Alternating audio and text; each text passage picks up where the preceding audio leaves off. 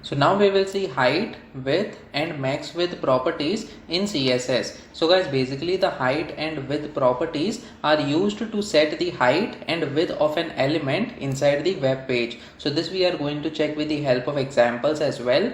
The height and width properties do not include the padding, borders or margins that we have seen previously. So guys, whatever padding or margin that you define for a particular HTML element for which you have defined the height and width, so those numbers that you add to the padding and margins will be added after the actual height and width numbers that you have already provided. So we will check it with the help of examples as well. So basically the height and width properties sets the height and width of the area inside the padding, border and margin of the element. So this you should be knowing while you are implementing these properties in your current project based on the requirements. Now guys, the max width property is used to set the maximum width of an element. So let us move to the VS Code in order to see the working of all these properties. I'll simply remove the previous lines of code over here from the index.html file and also from the style.css file that we had written previously. So we have the blank style.css file over here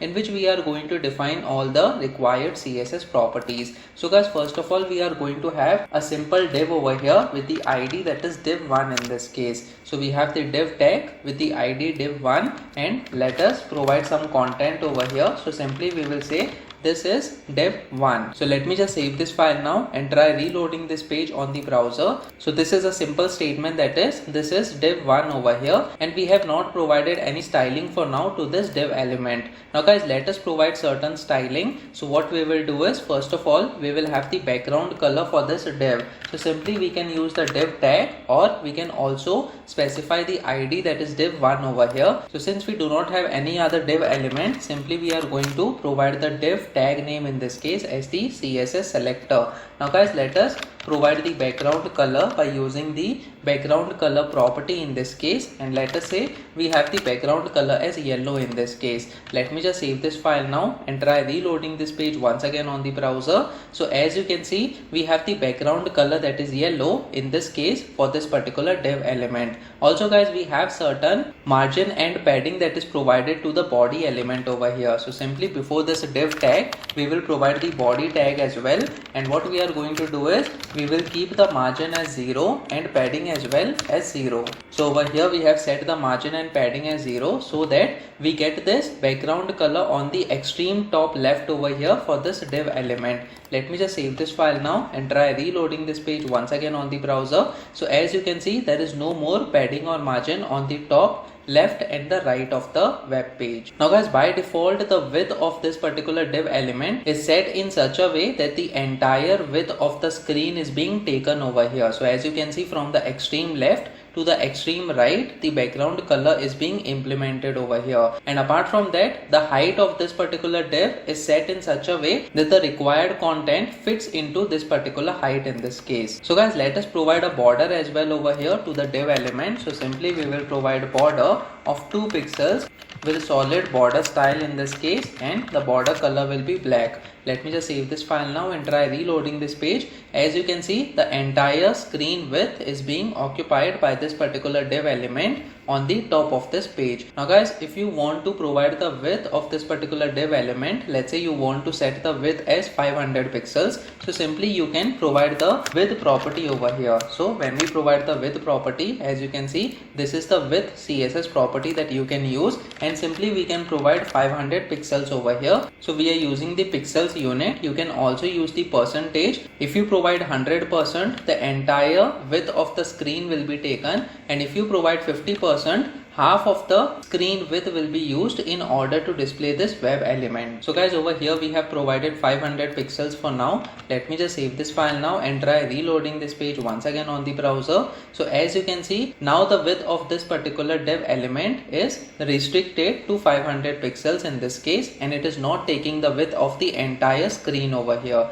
So guys, in this way you can set the width of the particular HTML element over here. And if you want to set the height of this web element, simply you can use the height property over here. So we have the height property, and let's say we want 100 pixels as the height of this particular div element. Let me just save this file now and try reloading this page once again on the browser. As you can see, the height is now set as the 100 pixels. Simply you can right click on this element and go to the inspect option in order to check the actual width and height of this element. As you can see, inside this box model we have this 500 into 100, which means the width is 500 pixels followed by height, that is 100 pixels over here. And apart from that, we also have the 2 pixels border that is surrounding this particular div element. Now guys, we have seen the height and the width properties over here. Now what is the meaning of max width property? So in some cases what happens is, some of the HTML elements width is more than the screen size of the device that the user is using. So let's say if we try to resize this browser over here. So as you can see, when we resize this browser, you can see this horizontal scroll bar is appearing now. That's because the width of this particular div element is more than the width of this browser in this case. So in some cases, when you provide 500 pixels as the width of the div element, and if the user is viewing this particular HTML element from a mobile device which is having a small screen over here, the user will be noticing this horizontal scroll bar, which is not a good user experience. So guys, in order to avoid this horizontal scroll bar, we can use the max width property in CSS. So what we can do is, simply I will comment out this line of code that is having the width property. We will keep the height property as 100 pixels, and over here we will define another CSS property that is max width over here. Now guys, in this case, let's say we have the max width as 500 pixels, which means maximum the width of the HTML element will go to 500 pixels,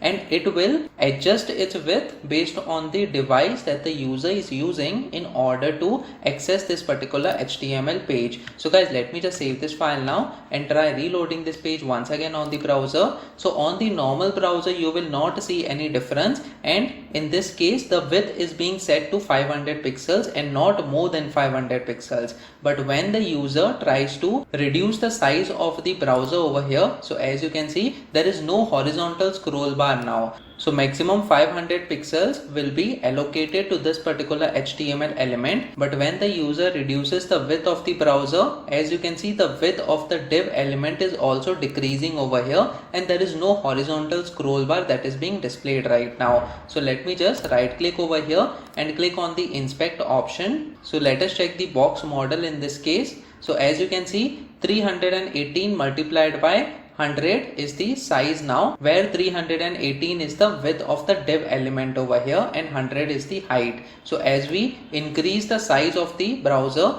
you can see that the width is also increasing. So currently it is 391.333 pixels over here. So if we keep on increasing the size, the maximum value for the width will be 500 pixels over here. So as you can see, 500 multiplied by 100 is the size of this particular div element now. So this feature of CSS will help us in order to make the web pages responsive, which means that the size of the HTML elements will be adjusted based on the screen size of the device that the user is using. And guys, this is the way that you can use the max width property in CSS. Comment in the comment section below whether you have learned something out of this video. Please make sure that you like this video so that it reaches to more people, and subscribe to this channel so that you get the notifications on upcoming videos as well. The next video that we are going to talk about is an exercise on border, margin, padding in CSS. So stay tuned.